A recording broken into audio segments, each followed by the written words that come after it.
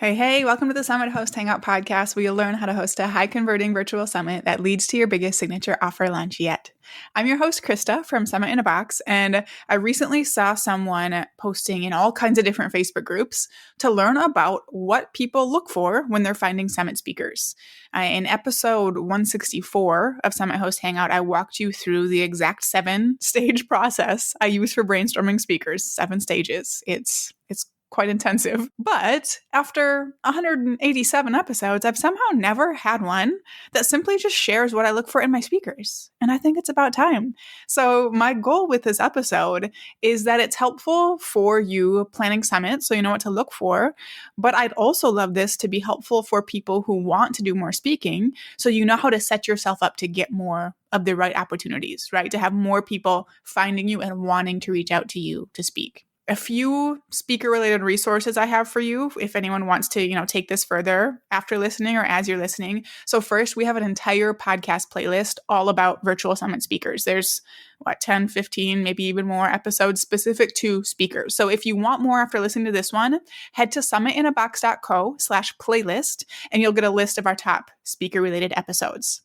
I also have a mini course called Find Your Dream Speakers because this is such an important topic. Like, you cannot host a successful summit with the wrong speakers. You need the right speakers. So you can learn my top speaker search secrets that brought me from 22K in the third summit I hosted to over 60K in my fourth. That was almost triple because of something I discovered about speakers and how much more specific I got after that. So you can go to summitinabox.co/dream speakers with a dash in between, or just head to the link in the show notes. It's a $37 course that walks you through what I look for, where to find them, what to do if your speakers don't have an audience, like all kinds of things people want to know about speakers. So go ahead and check that out. So let's dive into this episode.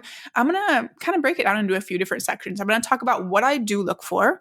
I'm not going to go into like the super nitty gritty, but I'll share like the top categories that I look for. I'll talk about a few things I don't care about. And then I'm going to go on probably a little tangent, potentially hop on my soapbox about asking for list size. All right. So let's dive in. Starting with what I do look for in my summit speakers. And there are a few categories of criteria I look for. Results-focused criteria, right? So I'm looking for specific things in speakers that are going to bring the event results. I look for summit experience criteria. So I'm looking for certain things in my speakers that are going to make the summit into a great experience. And I'm also looking for kind of my own personal criteria. So let's break each of those down, starting with the results. Okay, what do we look for when we want to bring speakers who will bring results to the summit? Meaning they will share to an audience that's going to sign up, right? They're going to bring registrations. The good part about that is that generally, if they are bringing results and your summit is set up the right way, those speakers are also going to get results. That doesn't always happen. I do have a lot. Like, I have heard this so many more times than I would have ever expected. So many people tell me, I will only speak at a summit when I can tell it's from your students or your clients, because those are the only ones I get results at. So like, it doesn't just happen automatically, but generally speaking, if your summit is done right, when you bring speakers who get results, they get results. And it's always good when we can get other people results. All right. That was our first tangent, wasn't it? Let's come back. We're circling back, talking about the results focused criteria. The first thing you need to look for in speakers that are going to bring results and then get results for themselves is an audience match in an audience of some kind. What I mean by audience match is that they have the same audience that you are targeting for your summit. So when I used to host my summits for designers, my first few summits, I was just kind of looking for speakers who targeted creative business owners, right? Because I was like, well, designers are creative business owners. They're all going to have some designers in their audience. But it wasn't until I was like, wait a second, what happens when I just get speakers who niche down to designers? When I was like, oh, okay, this is important, right? So you want to pitch speakers who have the exact audience you're targeting, and you really want them to have an audience of some kind, because if they don't have an audience, they can't bring people into your event.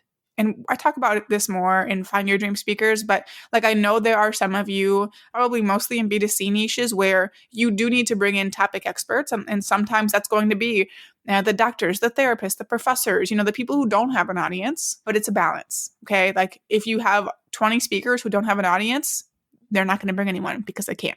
right? So first thing, audience match and an audience of some kind. The second thing I look for that brings results is engagement with their audience. You want to see these people engaging somewhere. For me, I'm always looking on Instagram, but I know for some people they hang out on LinkedIn. I don't touch LinkedIn, but apparently that's where some people hang out. Some people still have really active Facebook groups or Facebook pages even. And I know there's like more modern things that people use that I'm just not caught up with these days. But you want to see them engaging with their audience somewhere. Their email newsletter is a great place to check as well. If they are doing nothing but selling, they're never engaging, that's not a great sign. So not going to probably bring great results for the summit because they're probably not going to be willing to share. The third thing I look for related to results is that they aren't too big of a deal to share. So many people stress out about getting these big influencers at your summit, but oh my goodness, those people are not going to share. They're not. I'm just trying to think of how many times I've seen it happen where they do. And like it's happened a couple times, but it is really not often. Even when like some of our clients have had friendships with the big names, they still won't share. And like luckily the friendship helps them be like, just so you know, I'm not going to share this, right? They're honest about it, but it's very rare that a big name influencer shares.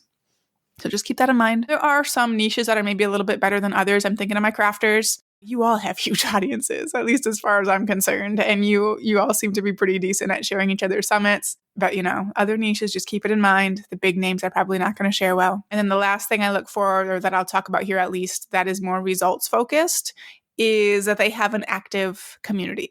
So we said earlier, we want them to have engagement with their audience. You also want to see some back and forth. You want to see some people talking with them, engaging with them, things like that. I should also circle back to the point about not being too big to share, because I get a lot of questions here and I didn't answer any of them, and I'm sure you have them now. And people always want to know, well, what size should their audience have? And I can't answer that. It just depends. It depends on your niche. It depends on the person. And I'll actually get into this a little bit farther. So maybe a little farther along here. So maybe I will save it a little bit. But know that there's no magic number.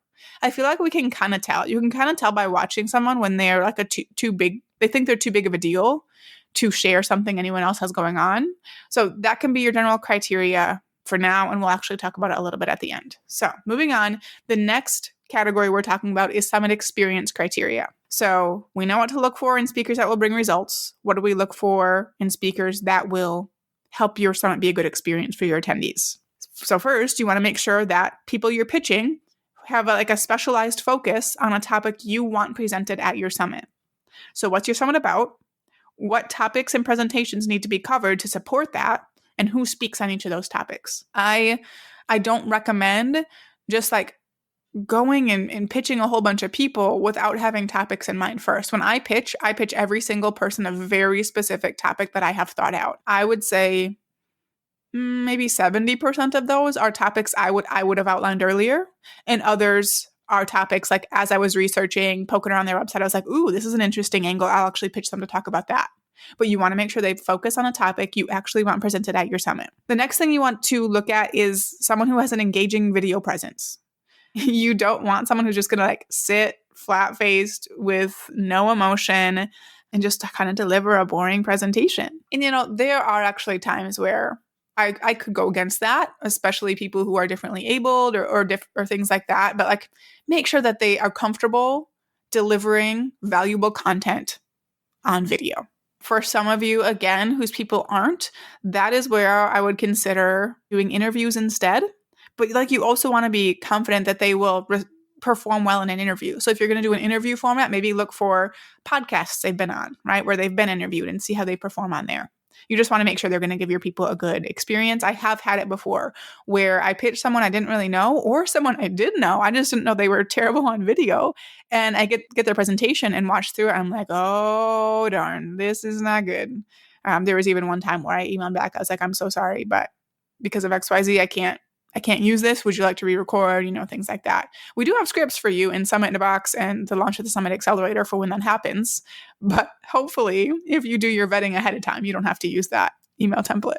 I would love for that one to go unused, but I know it's been used before. The last thing I'll talk about for criteria more based around the summit experience you're creating is, again, looking for people with an active community, because when they have that active community, those people are going to respond well to what they promote, but that also tells me they know how to engage with people.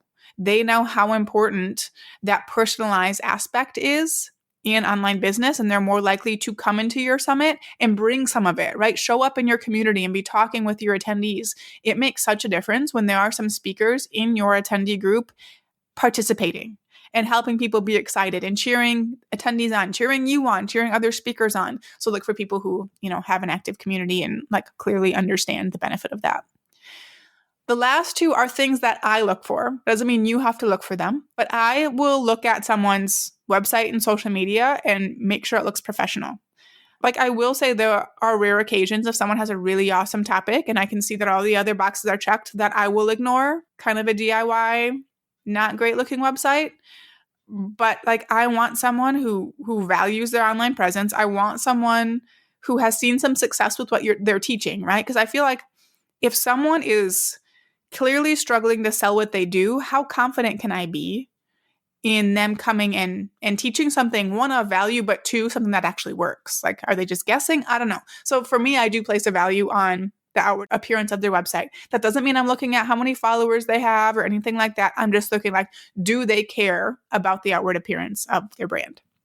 And then the second thing I look for is values alignment. I want to make sure that people I'm going to put on a stage, on my stage, align with my values, that they are not going to cause any issues with the people I want to feel very welcome at my event. We could go into this. We could go into details. I'm just not going to.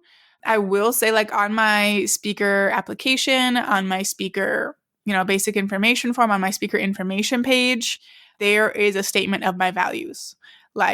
If you don't believe XYZ, if you have a problem with people who believe things differently than you do, if you can't love everyone just because they, are a little different than you in some way, this is not the summit for you. It's as simple as that. So I look for values alignment and place a high focus on that. Okay.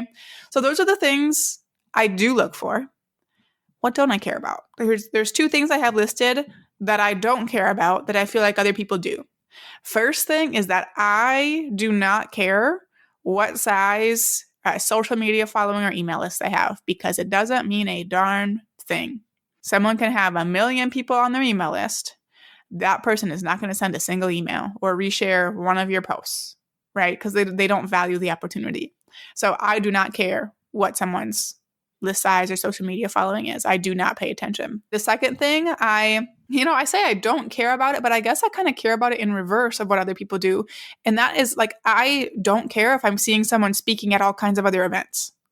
A lot of people will go to other people's summits and make note of speakers they want based on what they see on that page. But the more events someone speaks at, the less likely they are to promote your event. And they're really less likely to promote it more than once because they just can't, right? We all have to be conscious and careful about how much we're promoting to our email list, especially other people's stuff. So if someone is in all kinds of events, all kinds of collaborations, they may not have time to share about yours. So I don't pay attention to that. And in fact, if I notice someone who is in every single summit, I'm going to be a little bit more cautious about pitching them, or just be aware of the fact that they might not promote. So with all of that being said, I just always get the question about asking for list size. Or if someone's summit doesn't go well, they're next time I'm going to have a list size requirement. That's going to solve all my problems. And it's just not. It's just not. I really discourage people asking about speakers' list size or having any kind of list size requirement. It makes things feel very transactional, and it's a great way to leave a bad taste in people's mouths. And even though I far exceed any list size requirement I've ever been sent, I will absolutely turn down any speaking opportunity every time if there is a list size requirement, because it does not tell me good things about how the host is valuing their speakers. If you have done your research and you want me on your stage, you think I'm good enough, you think I'm going to bring the value, but you only think that if I have 5,000, 10,000 people on my email list, I don't want to be involved. I also just feel really deeply for the people who don't have that, because I remember what that was like. Getting the pitches and being really excited for the opportunity, but then getting to the bottom where it says, oh, by the way, you have to have 5K. And it was like a punch to the gut, right? I hate that. I hate that for other people. And it just doesn't do good things. It does not leave a good taste in anyone's mouth. This is not how you guarantee a successful summit. It's just not. If you want to learn how, come into our programs and I will teach you. But a list size requirement is not it. With that being said, I do think it's important for your speakers to have an audience of some kind, at least as many of them as possible. But the good news is that usually ties right in with the other criteria we've talked about. When you find someone who has an active community, who has a specific specialty and can speak effectively about their topic, they're helping people in your industry, they have a professional online appearance, and they're clearly building an email list or business, they will also have some sort of audience. Okay? So if you've done everything else in here, if you're looking for all the right pieces, chances are very good they're going to have that audience. Okay, so you don't need to ask for a list size. You don't need to make it transactional. You don't need to hyper focus on something that doesn't matter or can actually, turn around and do bad things for your event. So I'm going to step off the soapbox. I hope you enjoyed it. I hope you can use this as inspiration and decide what the criteria looks like for you, right? This is what it looks like for me. These are the top things I look for. But take these things and brainstorm what's it going to look like for you. So I hope this was helpful. Thank you so much for tuning in. For show notes and resources mentioned in this episode, head to the link in the episode description wherever you're listening. Like I said before, if you want to dive deeper into crafting your dream speaker lineup, grab our Find Your Dream Speakers course. It's $37. You'll learn more about what to look for, where to find your speakers, you'll get a quiz to help you decide who to pitch, a portal to keep track of your speakers, and more. You can grab all of that at summitinthebox.co/dream-speakers or at the link in the show notes. Now go out and take action to plan, strategize, and launch your high converting virtual summit.